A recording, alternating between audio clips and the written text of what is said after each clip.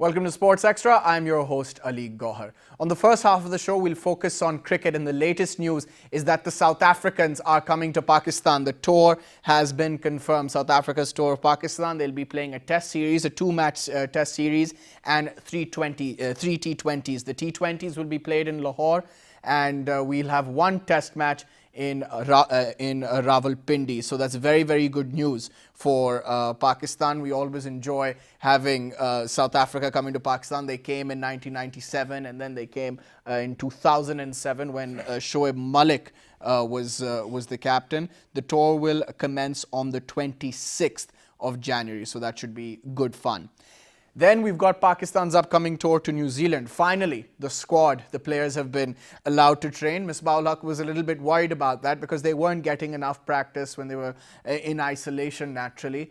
While the New Zealanders have had a very good workout. They've played a T20 series against the West Indians and beat them. They beat them comprehensively. And then in the first test match, Kane Williamson smashed them all over the place, scoring 251. So it'll be hard work for the Pakistanis against the Kiwis. Although, historically, Pakistan haven't done badly in New Zealand. The last time they played a T20 series there, they won that one 2-1. So that'll be the first half of the show. On the second half, we'll discuss the UEFA Champions League, and the story that's dominating headlines worldwide is the alleged racist remark an official made against an assistant coach. This was a match against PSG and Istanbul, and they walked off after some racist remarks were made by a Romanian official. He was the fourth official. We'll also discuss Ronaldo's Juventus. Juventus once again coming out on top, overpowering Barcelona, which isn't an easy thing to do. And then finally, we'll discuss Manchester United's woes. They face yet another defeat, and they are out of the Champions League.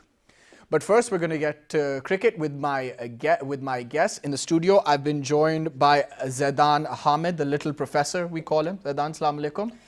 Walaikum assalam. I am really excited. Thank you for inviting me in the show. And, it's a pleasure to be in Sports Extra once again. You're most welcome. We're very happy to have you, young man. And we've also been joined by Syed Haider. He's joined us on Skype from Germany. Syed Haider, assalamu alaikum. Ji, walaikum assalam. Thank you very much for inviting me in this program. Great to have you on. I'll start with Zidane first. Zidane, great news that the South Africans are coming here.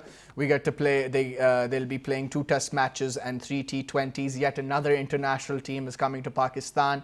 And it's good to see that Pakistan's hard work trying to get international cricket back is finally paying off. Your thoughts? I think that what Pakistan has done over the last 5 years is outstanding, marvelous. Because, Pakistan at one point was a very big team. It hosted a lot of teams, hosted a lot of cricket at one time. It hosted the World Cup in 1998, 1999, I think 1996. There was the World Cup, so they hosted the ODI World Cup. So Pakistan, after 2009, they became a desolated, isolated nation. And they could play only in Dubai, in UAE, which was their home ground. But after 2015, when Zimbabwe came, the work started in 2017 when the PSL came. Credit is to the PSL, if you ask me. Because if the PSL wasn't there, if Pakistan Super League wouldn't have started, Pakistan wouldn't have a national T20 league like many other countries have. So I think that wouldn't have happened, and that happened after all. Like in 2017, when the final happened in Pakistan, after that, many teams came, Sri Lanka came, and West Indies came, and then Bangladesh came, and now after that, we have South Africa. So big teams are coming to Pakistan, not only just those which are associate members. It's quite clear, Syed Haider, who's joined us on Skype, that Pakistan have now turned a corner. They've been working for years to bring international teams here, and it's finally happening. As Zidane pointed out, the PSL has had a huge role to play. All the PSL games last season, this season were played in Pakistan. I also think the 2017 Champions Trophy win helped greatly because that put Pakistan back on the map. The world realized that the world is poorer without Pakistan and Pakistani cricket. What are your thoughts? Yeah, that's exactly, you're absolutely right. The roadmap is very good, what Pakistan Cricket Board has got with the Pakistan government. And Pakistan ultimately is a very secure country at this moment for all the sports activities. especially for cricket, because cricket is a passion in Pakistan. So I think if the world teams, international teams will visit Pakistan, it will boost not only the cricket but also the Pakistan's image in the world. And we should be thankful to the nations or who are visiting to us, like Zimbabwe visit Pakistan, and now it's a new South Africa is going to come Pakistan. So it's a big news, and I understand Pakistan Cricket Board should make some new grounds or update the grounds also, because the condition of the grounds is not at really at international level. So if we are inviting international teams, we have to show also our passion for the cricket development. Absolutely. And South Africa coming here after a long time, 14 years. You were probably not even born in 1997, but when they came here, they won a series, a test match series where they won in Faisalabad. Then they came when Shoaib Malik was the captain. It was in Zamamul Haq's last series. So there's a lot of history here. South Africa have enjoyed playing in Pakistan.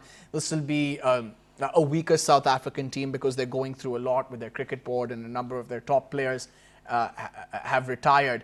But it should be exciting nonetheless. And to have, I mean, just to have international cricket here, it's huge for Pakistan. Yes, you are, this is the right point, because of course Pakistan, they haven't have a lot of international cricket, but now that the big teams are coming, like South Africa have come, so I think yes, there's gonna be big international cricket over here. Now South Africa, I think they do have the upper hand, because mostly if you go head to head in ODI, South Africa have won more and Pakistan have won actually very less. In T20Is and in Test also South Africa have the upper hand. They also have the good perks of defeating Pakistan at home, we have seen that already. But now we can see that yes, South Africa is considerably weaker than it was in the past few 2 years. We saw that in 2019, the World Cup, that yes, South Africa did lose a lot of its players, but we are set for a great series because both teams are really equal consideration, and let's see how the test goes and the T20s goes. Yeah, just a word on the security, Syed, Haider, because that's what stopped international teams coming to Pakistan after the Sri Lankans were attacked in Lahore. Now the scenario has changed completely. Yes, Pakistan have made tremendous strides in curbing terrorism, and now the international community has more trust in Pakistan. That's why teams are coming, and you've got and you had the PSL in Pakistan, all the games. But now the world has changed in the sense that there's another threat. It's coronavirus, and that's what players and officials will be most worried about. But it's good to see that comparatively, I know the second wave has been quite nasty, but comparatively Pakistan have things under control. The government and the people have done a good job in keeping coronavirus at bay. Yes, there are issues, but I think international players, the international community, should feel safe about coming to Pakistan, because when you look at countries like England or even India, I mean, over there right now it's a disaster. Absolutely, you're absolutely right. This is the international pandemic, coronavirus, and it has disrupted not only the cricket, all the activities all over the world. But it seems if we are surviving from coronavirus, then we have to start also our other activities, sports activities. Like if you see in international level, football or soccer or something, they have started the activities since long. They have not played the matches in stadium before the crowd, but the activities are going on in Germany or in other European countries. Football is going on, tennis is going on. So cricket can be also gone on. The main thing is that Pakistan should take some good security measurements for the cricketers, for the sports persons, for the teams they have invited to come to Pakistan, and Pakistan should make sure that there is no disturbance when the teams are visiting to Pakistan, because it was a little bit shameful for Pakistan when Pakistan was in New Zealand, and New Zealand some players were discovered with the coronavirus, unless they were in Pakistan negative, but once they reach to New Zealand, they have been discovered as positive. So it should be, I think it should be a flaw in our system, which should be removed from the system. Then the other countries, they will be attracted to Pakistan to come and play the cricket as well as all other sports. Well, this is fantastic news. 2 test matches in Rawalpindi and Karachi, and then we've got 3 T20s in Lahore. The South Africans have confirmed they are coming and they'll be here in January. Excellent news for Pakistan cricket. Let's move on now to Pakistan's upcoming tour of New Zealand. They've finally been allowed to train. They needed to train badly. Misbah ul Haq was quite worried about the fact that the Pakistanis hadn't been training because they were locked up in isolation when a few of their players tested positive for coronavirus, but that's all behind them now, and Pakistan will have to be at their best because they're done facing New Zealand in New Zealand. They've got a fantastic team. Yes, I know Pakistan historically have done well against the Kiwis, but it's a different kettle of fish. Kane Williamson is batting brilliantly. They've also got Ross Taylor, Tom Latham, Henry Nicholls. I'm thinking of the test matches right now. And a fantastic bowling attack, Bolt, Saudi, Wagner. So it'll be quite a workout for Pakistan. Let's talk about the tests first before the T20s. Yes, of course. I think because, I mean, when you are in not training, of course, you will be having a little bit of trouble. And even if you acclimatize to the situation, people say that just like in England, they acclimatized because they came 1 month ago. But no, I don't think so. Because, they didn't have time to play practice matches or even to practice sessions because they were isolating so much. They had a problem. And of course, I'm pretty sure New Zealand, they had a good workout actually. They were doing much better and they had the time of their lives. They were playing they played international matches actually against West Indies. So yes, they're really upper hand. But otherwise, we can see Pakistan's record in New Zealand is very good actually. They have won 20, in all the tests that have been played, 25 have been won in Pakistan and 12 have been won by New Zealand. And of course, in home, they have lost the last series against New Zealand, in New Zealand, but they have won in the T20. So, you can see over here. But in the tests, yes, of course, they need to be workout done because they're big batsmen over there. Latham has played very well, excellently. And Williamson, he scored a double century. That was very great. I think we can see that prospect there. Williamson, he has found his form again. Taylor, if you ask me, Taylor is a little having ups and downs because he did not play that well in the West Indies series. But of course, you will see that how Taylor performs. There might be a very big series for him. And which bowler, because Pakistan they'll struggle against the moving ball as they always have had. Which bowler, and there are many of them, which bowler will trouble Pakistan the most in your opinion? If you ask me that bowlers, bowling is an art. Bowling is an essential art. And you need to know how to swing the ball. The pitches of New Zealand, there are such pitches that swing the ball, that make the ball go that way, that you are of course bamboozled by the balls. But of course, we can see that I'm pretty sure Pakistan will invent a way to get away sidelong to the bowlers so they cannot trouble them. But the bowlers can give Pakistan quite a shock as they did to West Indies. Yeah, and with Bolt, Saudi and Wagner at their disposal and then Jameson, it's not going to be easy at all. Syed, Haider, I'm sure you'll agree that New Zealand are firm favourites for the Test series. Let's address the Test series first because they have a stellar, world-class bowling attack, and then they've got their captain in Kane Williamson who's doing marvelously well. So it'll be very difficult for Pakistan. This is a young, inexperienced side with a new captain in Babar Azam. So I think we should be prepared for defeat, but at the same time go in confidently, go in with positivity, and understand that a lot of these players are young, and this is also a learning experience. It's a learning process. Your thoughts? Yeah, exactly. You're right. New Zealand tour always it's not a easy task for our Pakistan team. In past, if you go 20 years ago, then New Zealand team was not so strong like today's. So Pakistan got the victories there. But after some time, if you see in last 10 years, Pakistan was always in difficult. The last tour in New Zealand when the Misbah ul Haq was captain, it was really a terrible task for the Pakistan team. Now at this moment, New Zealand team is very good. 2 years, since 2 years, they have not lost any test match in New Zealand. They are very good on home grounds. Williamson, the captain, he's in very good form. I suppose he's better than Steve Smith or Virat Kohli today because he's in tremendous form.